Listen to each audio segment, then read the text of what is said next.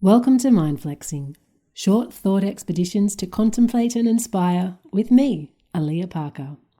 Strap on your boots or put your feet up, take a deep breath, and let's get flexing. My mum recently bought 2 lovely professional barista-style coffee cups. They're larger and thicker than a teacup and made of quite a weighty ceramic that sinks comfortably into my hands. Thick-rimmed and softly rounded, their touch on my lip is so soft it's hard to sense where it begins and ends.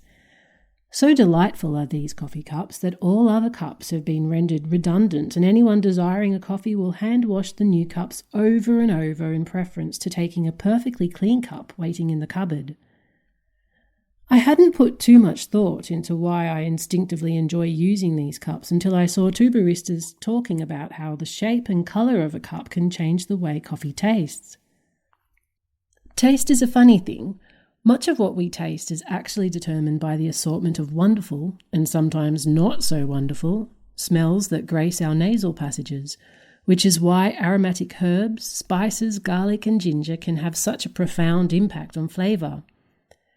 If the thought of those smells has brought you a sense of pleasantness, I apologise for interrupting it with the word mucus, but not without reason, because mucus plays the important role of dampening the nasal passages and binding odours to its proteins, heightening our sense of smell.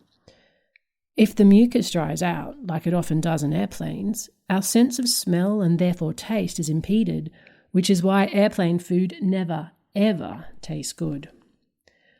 Smell is what gives us the pleasure of variety because our taste buds have quite a limited capability.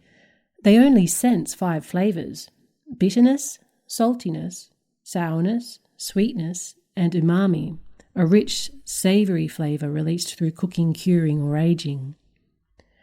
Other factors also impact taste, such as texture, which controls the way in which flavour is released into the mouth, slowly melting or bursting within. Texture also determines the way food feels in our mouth, which is crucial to enjoyment. The last element, colour, is a perceived taste rather than a real one, but it's nevertheless important because the brain rules the roost. For example, in a small experiment I once read about, a group of people in a dimly lit room were each served a plate of steak and mashed potato. It looked appetizing and all appeared to happily devour their meal in the ambience until the lights were turned up to reveal that their steaks were in fact green, instinctively prompting them to stop eating and possibly puke. Our brains have learnt that green meat is rancid, and there is nothing appetizing about that. That's a rather extreme example. In a more nuanced way, the brain has catalogued how it expects certain foods to look, and colour is a strong visual indicator used to determine if the food will indeed taste good. If the brain decides it doesn't like it, enjoying the food becomes very difficult, regardless of its taste. The brain bundles all these sensory experiences into one, which, when we sit down to our sticky date pudding with vanilla bean ice cream, we simply describe as taste. So, how does a cup change all this? The idea of a cup influencing the drinking experience is nothing new, at least not when it comes to wine, which is why wine glasses differ by variety. For instance, the shape of the glass controls how the wine's aroma is concentrated, greatly impacting the taste. A narrow flute preserves and compacts the release of champagne bubbles, increasing the pleasure of their texture on the tongue. And even the long stem is designed to avoid the transfer of heat from our hands to the vessel. The lip, as with a teacup, is thin, allowing the liquid to roll cleanly over the edge and onto the tongue. Knowing this, I was surprised to discover I had never considered how cups in general impact the taste of other beverages, except for acknowledging that coffee never tastes good in a paper takeaway cup. So when I saw a clip of 2 baristas discussing cups, I paused and took note.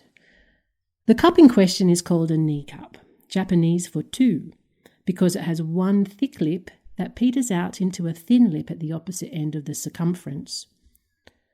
According to these baristas, the thin lip highlights fruity notes and acidity within the coffee, and the thick side highlights sweetness and mouthfeel. allowing the crema to slide onto the tongue. The wide shape allows the warm aroma to waft into the nose, and apparently its pink colour increases the coffee's perceived sweetness by up to 20%. There are quite a few references to studies that apparently prove all this. However, I would rather call them experiments because I don't want to suggest they are in the league of peer-reviewed scientific research. But from what I can make out in regards to colours, white cups have a greater contrast with the darkness of coffee, providing a sense of increased bitterness, while pink complements and softens that contrast, creating a visual perception of sweetness. Another taste expert preferred green cups because it highlighted the bitterness. I can neither confirm nor deny that any of this advice is worth taking, except that I do really enjoy using my mother's professional cups, which are black with white insides and have wide openings.